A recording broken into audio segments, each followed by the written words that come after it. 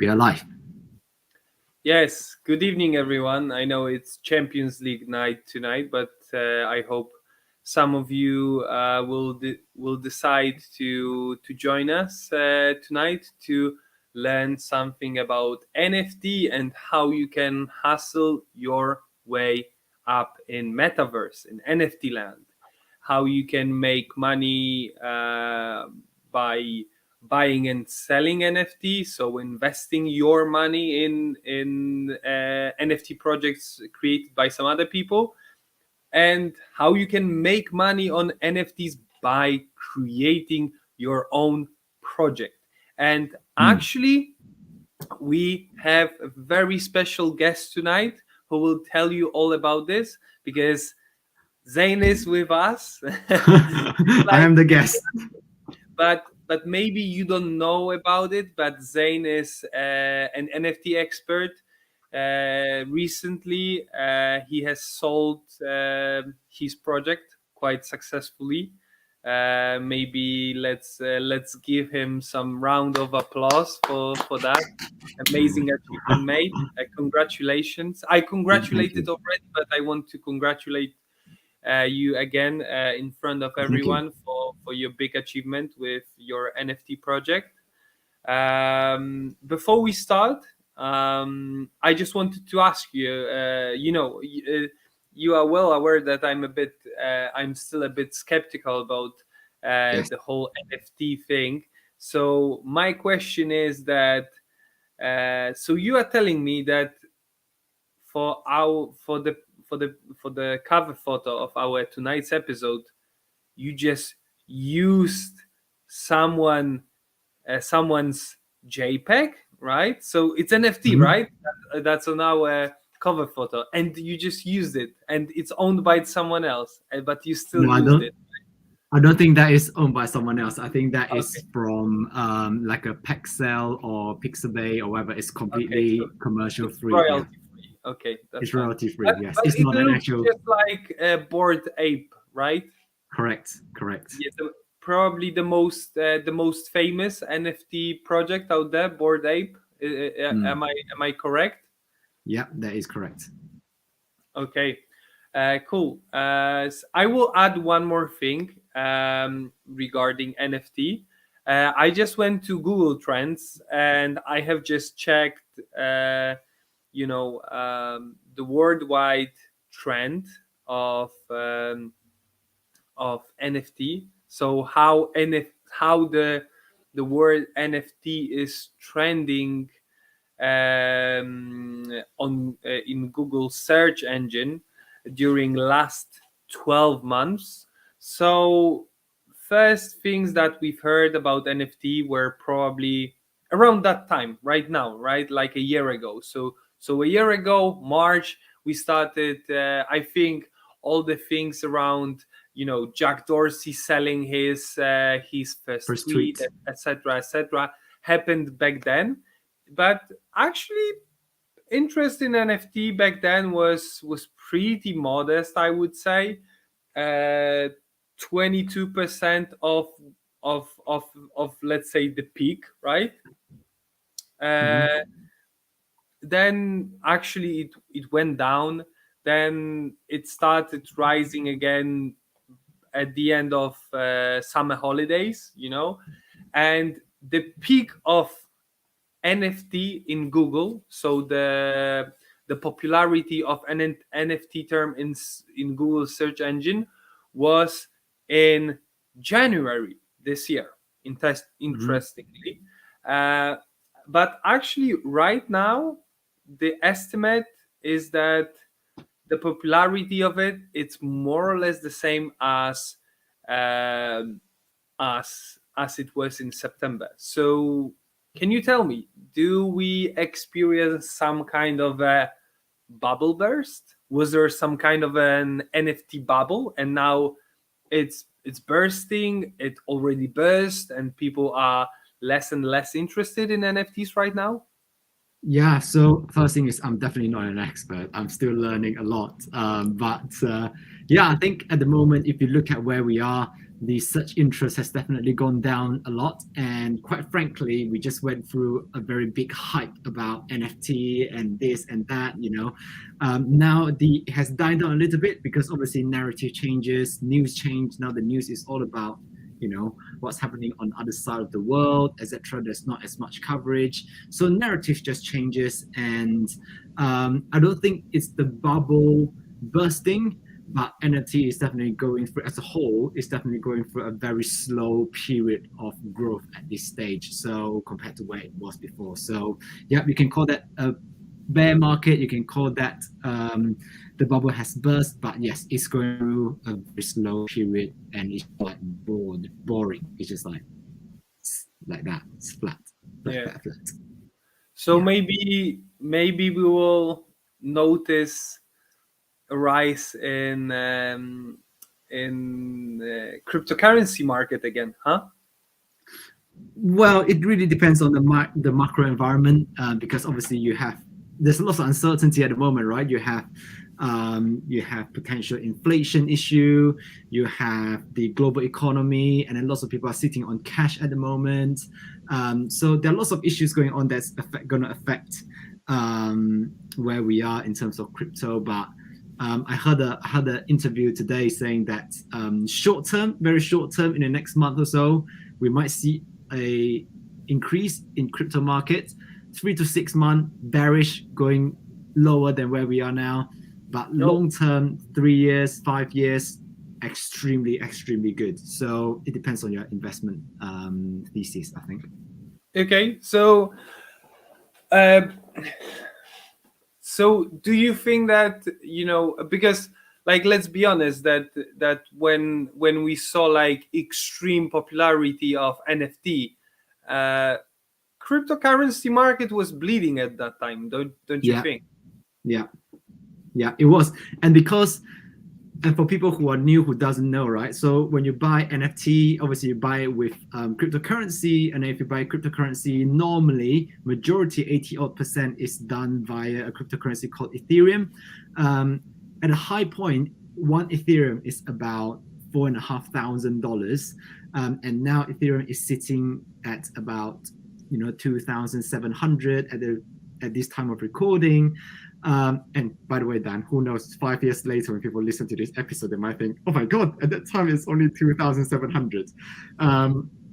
But who knows? So 2,700. So if you want to buy, you have to buy in Ethereum. So what normally happens is that most people are still thinking in terms of fiat currency, which is what we call like your US dollars, instead of thinking in Ethereum. So that's why when the pricing of Ethereum goes down, people now can buy the NFT they want with the money they've got. So they are not thinking about Ethereum, they're just using Ethereum as a mechanism to get the NFT. So that's why it's got a bit of a correlation between where the price of Ethereum is and where the market of NFT is. So if Ethereum goes down, people have got money to buy more Ethereum, so then they can buy more NFTs. But when Ethereum goes up, people want to sell them to earn money, and then no one cares about NFT that much, so NFT goes down. Yeah. All right. So now moving on to the, let's say, main part of our tonight's episode. So how to hustle your way up, how to hustle your way in the NFT land, in Metaverse. So my first question is, what do I need to do first to start investing in NFTs? Yeah, it's a very practical question, right? Because people about NFT trying to know where to start. To be very practical, because obviously there are lots of intricacies that we can go down to. But in terms of where you start, the best way to think about this is just like thinking about e-commerce.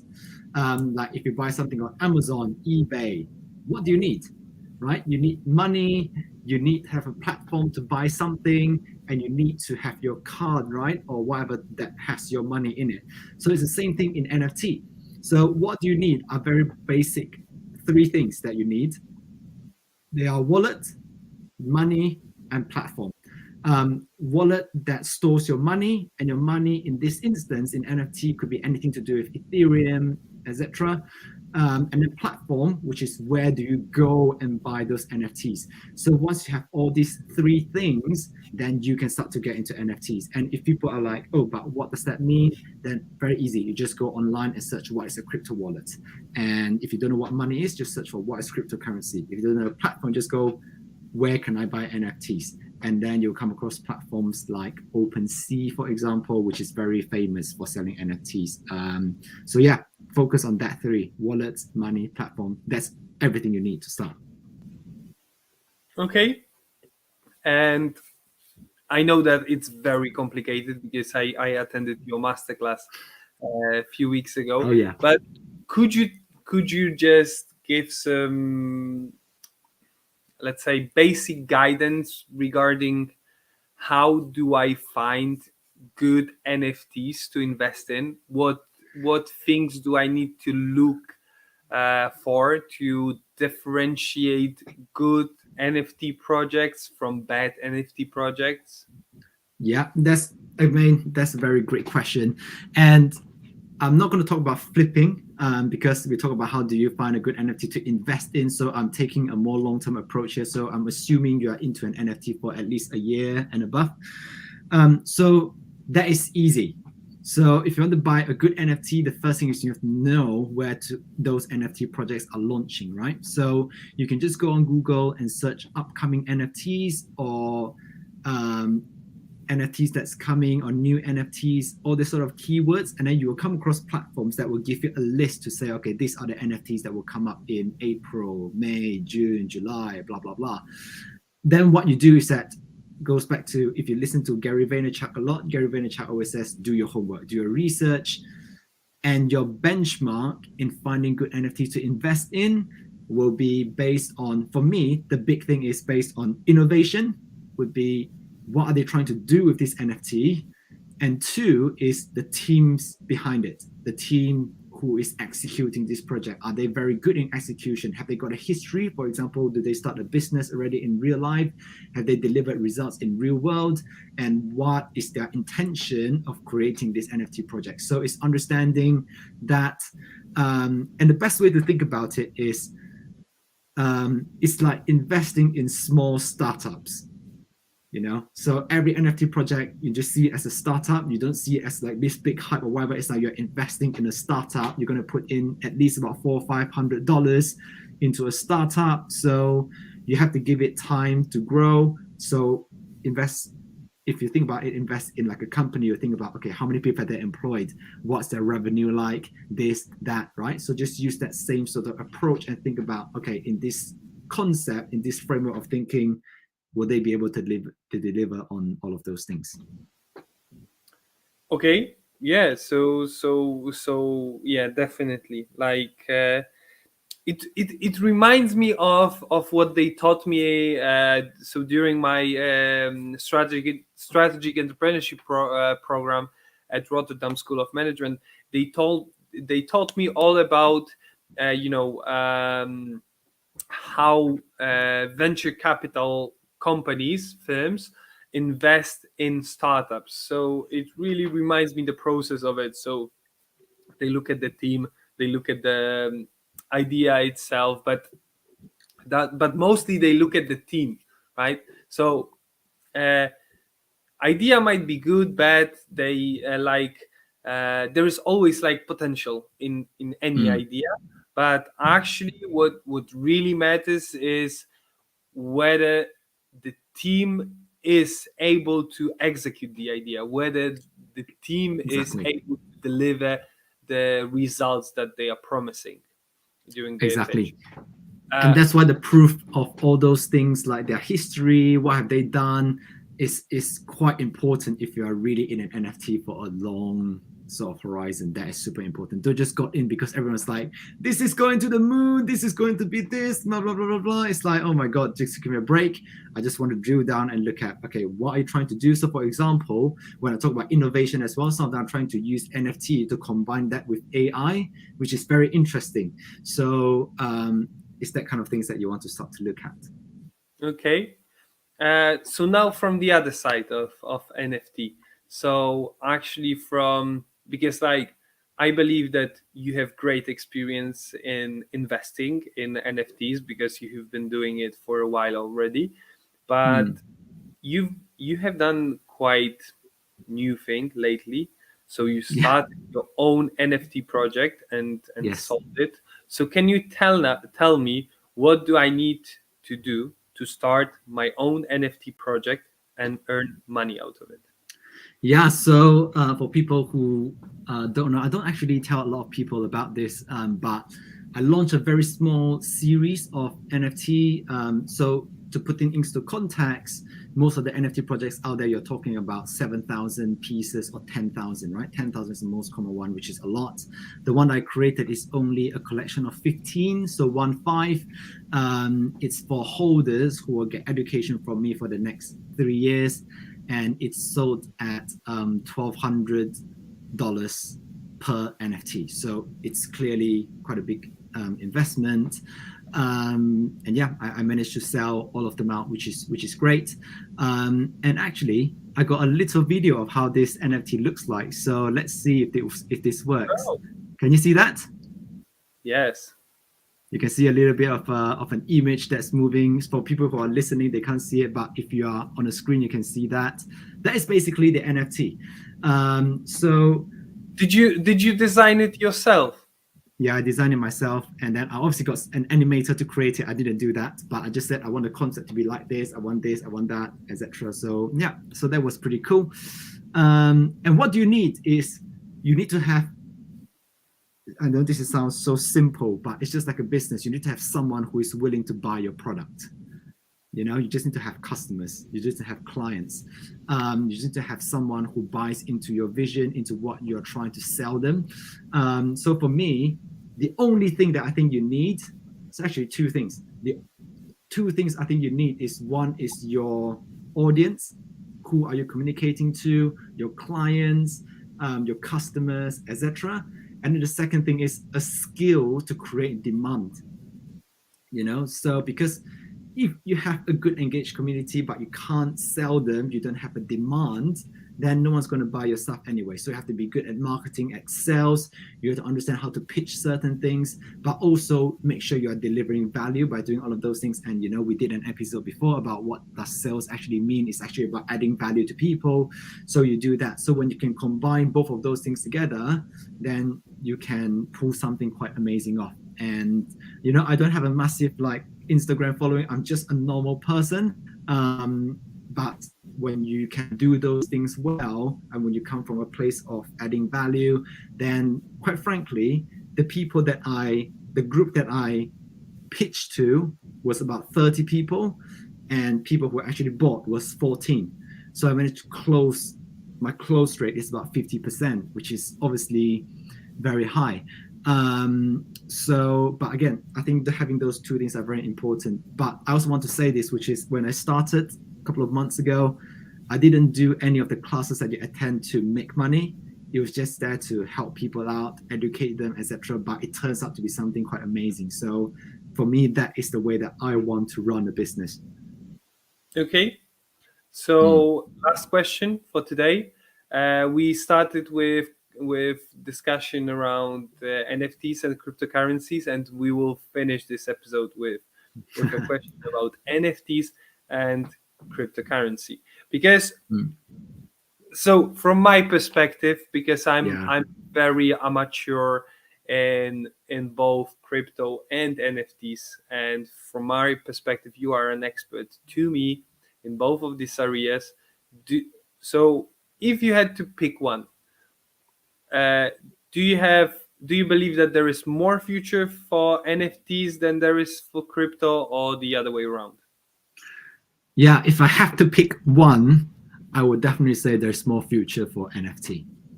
Ooh, that's interesting. That's very bold. I like bold statements. In particular, because I just cannot agree with you. I don't know. It was easier for me to get myself convinced to cryptocurrencies, and cryptocurrency, because it's a currency. It's a method, or it became method of payment very very quickly, because you hear this story about the guy paying 1,000 bitcoins in 2012 for one pizza. Yeah. Then you think like, okay, so already 10 years ago, cryptocurrencies became a method of payment. Cryptocurrencies have so many purposes. You can use it, cryptocurrency, in so many so many ways. And I treat cryptocurrencies as a, let's say, for me it's a hybrid between currency exchange market, and stock market, right? So for me it's like a hybrid. So someone took the best things out of currency exchange market and the nature of currency itself, and then they also took like stock exchange market features, nature, to some extent, put it together. We have cryptocurrency market.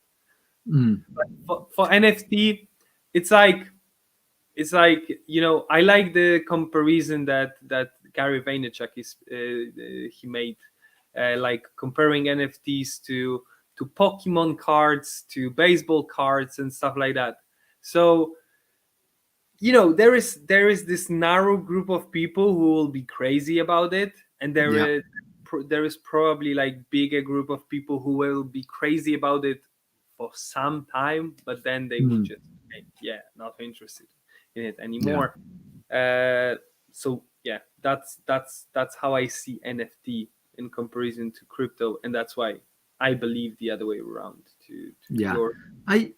I really don't know, but the reason why I say that is because I don't see NFT as an image that most people see now. It's like, for me, it's not just a picture of monkey or bored ape or. No, I agree.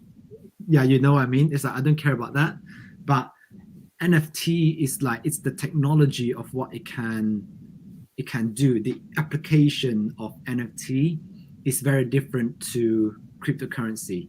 And I think if it's executed well, then any business can benefit from that. So one of the use case, for example, is like, because I am in the coaching sort of side of things, right? Like when you buy a course, like, right, we buy courses online, we can buy that one course, and then we can steal all those course content, and we can distribute out to people, right? We can just give out people to say, oh, just use my login, blah blah blah. There's no way of verifying that. But if you sell membership as an NFT moving forward, it's not that easy anymore, because you have to be a holder of that thing. Yes, you can sort of pass it along and send it from wallet to wallet, but then the whole point is that it starts to become traceable. So, and even if you want to sell it, right? Now, say for example, Dan, you buy a course and you're like, oh yeah, I had enough. I don't need this anymore. I want to sell it to someone else.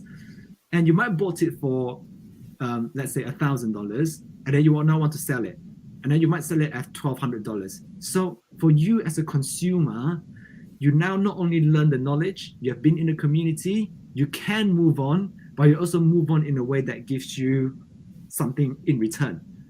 But that NFT, that holder, for someone else who just bought it, they bought it at a price that they think it suits them, they get what they want, and then the creator can also create some kind of royalty process inside the NFT. So the economy just starts to expand a bit more, like all of a sudden everybody wins. And it's that economy that I'm more interested in, and I see how it can work. But that's just one use case. Obviously, I think there will be more use cases that we haven't learned about yet. That's why for me, I think it's a use case of that. But obviously, NFTs are powered by crypto, so you have to make crypto work first, then NFT will grow. But yeah, who knows what the future is going to be like? Yeah, we don't know. We don't know. No financial advice. to observe and to participate, of course. All right, so that's it for today. Thank you, Zayne, for thank you for joining us tonight to tell us all about NFTs, for being our NFT expert. For those who are watching us or listening us on Spotify, Apple Podcasts, whatever form you are using to just engage with our content, please follow us on Instagram, the Newborn Hustlers. Hopefully we will go back to posting more content there sometime soon. But first, we need to sort out our main businesses, and then we will be able to devote some more time to the show. But for now, as you can see, every week we are here for you for 20-25 minutes of our time. We are doing this for free. We are doing this for to gain experience for ourselves and to share our knowledge with you. So win-win situation. Okay. Yeah, and also, sorry, just before you finish off, and I was listening to one of Gary Vaynerchuk's episode recently, and then someone was pitching to him to say, "Oh, can you come on my podcast?" And he say, "Okay, once you do 100 episodes, I'll go to your 101." And then I'm thinking, let's do this. Let's do our 100 episodes. Okay, so and then we can just say, so season 3. So on season 3, we will have Gary Vaynerchuk. Okay, so we'll say we're inspired by him, so we're doing this. Write it down, and in probably in 1 year time, it will be our 1 year and something time. It will be our 101 never mind episode, and then we will invite Gary V. Or maybe he will be. Or maybe he will be begging us to join us at that point. Who knows? Maybe we will become so famous at that time. Okay. Yeah. Thanks for watching tonight. Follow us on Instagram, and see you next week. Yes, see you next week. Thank you, Dan.